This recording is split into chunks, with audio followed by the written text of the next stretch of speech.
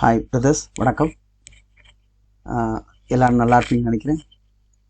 My dear brothers, இப்போது நான் Kyrgyzstan இது வந்து கொஞ்சம் கம்மி பட்ஜெட் தான், அவங்களுக்கு இது ஓகே.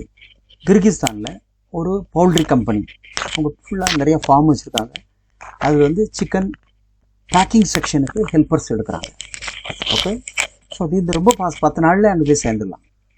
அது இதுதான் கிர்கிஸ்தான் வந்து அந்த எம்ப்ளாய்மெண்ட்டுக்காக, அதாவது விசா ஃபார் எம்ப்ளாய்மெண்ட்டுன்னு தான் கொடுப்பாங்க.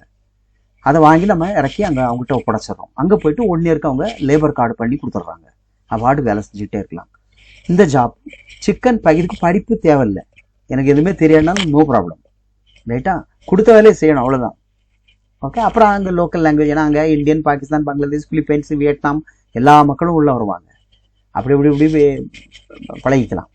அதனால் ஏஜ் 20லேருந்து 55 வரைக்கும் இந்த ஜாப்பு பிடிக்கலாம்.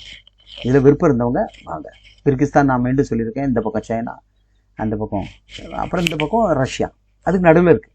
நல்ல கண்ட்ரி தான், ரொம்ப பிரச்சனை அந்த மாதிரி முஸ்லீம் நாடாக இருந்தாலும் அவங்க ஆதிக்கம் அதிகம் கிடையாது.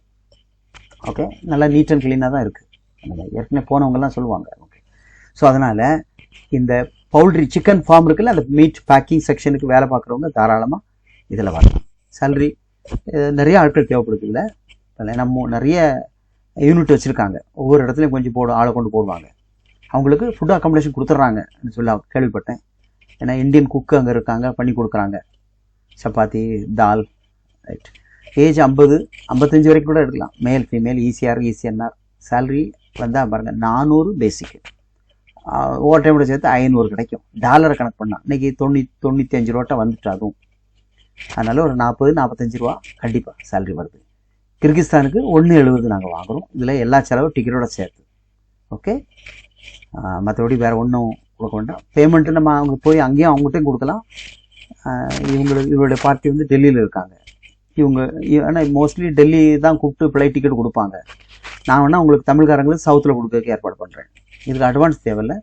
நான் பாஸ்போர்ட் வேணும், மொத்தத்தில் பேப்பர் விசா தான் வரும். பாஸ்போர்ட்டில் விசா அடிக்கணும்னு அவசியம் வராது. இதில் இந்தியாவில் தேவையில்லாமல் மெடிக்கல்லாம் எடுக்க வேண்டிய அவசியமே கிடையாது. நீங்கள் எல்லோரும் நல்லா தான் இருப்பீங்க.